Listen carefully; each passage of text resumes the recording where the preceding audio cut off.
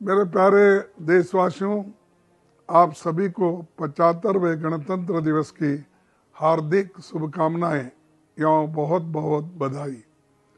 आज से 74 साल पहले आज ही के दिन साम्राज्यवाद, सामंतवाद और उपनिवेश ताकतों के बेड़ियों को तोड़कर भारत गणराज्य बना और हमारी संविधान लागू हुआ।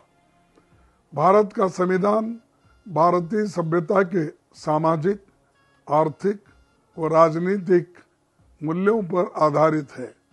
न्याय, मर्यादा, समता, समभाव इसके मजबूत स्तंभ है और यही हमारे सामाजिक, आर्थिक और राजनीतिक परिवर्तन के मानक भी बने हैं।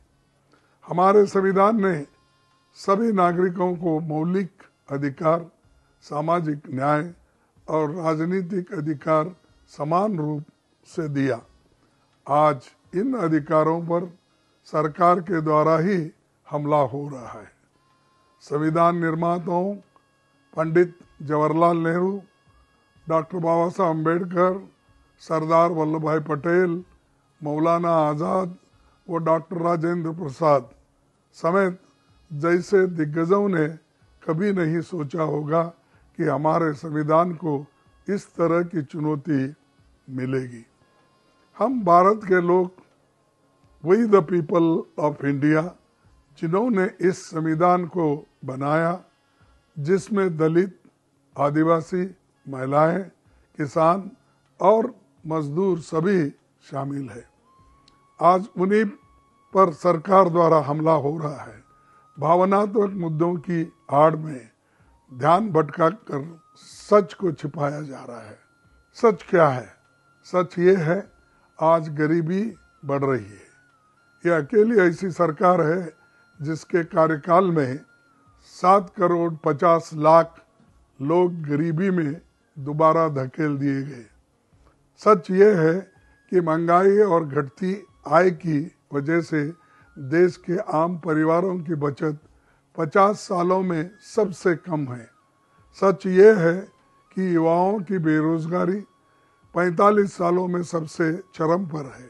सच ये है कि विपक्ष के 146 सांसदों को सरकार से सवाल पूछने के लिए संसद से बाहर निकाला दिया जाता है और महत्वपूर्ण कानून पास करवा दिए गए।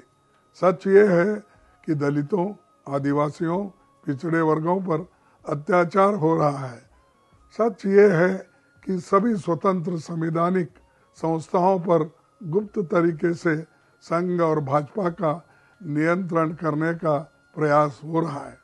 सच ये है कि स्वतंत्र मीडिया का इस्तेमाल प्रलोभन अथवा दबाव से सत्ता पक्ष के गुणगान करने के लिए किया जा रहा है। संविधान पर हमला एक सोचे समझे षड्यंत्र का हिस्सा है। ऐसा वो लोग कर रहे हैं जिन्होंने कभी संविधान का सम्मान नहीं किया, जिन्होंने कहीं दशकों तक तिरंगा नहीं फहराया, आज वही देशभक्त होने का दावा कर रहे हैं। मेरे देशवासियों, वर्ष 2024 भारत के लिए बहुत महत्वपूर्ण वर्ष है। ये साल तय करेगा कि हम संविधान, लोकतंत्र और न्याय के मूल्यों को बचा पाएंगे या हम फिर उसी दौर में पहुंच जाएंगे जहां हर एक व्यक्ति समान नहीं होगा, उनके अधिकार समान नहीं होंगे। कांग्रेस पार्टी ने इन मूल्यों को बचाने के लिए और सामाजिक, आर्थिक तथा राजनीतिक न्याय को पुनः स्थापित करने का संकल्प लिया है।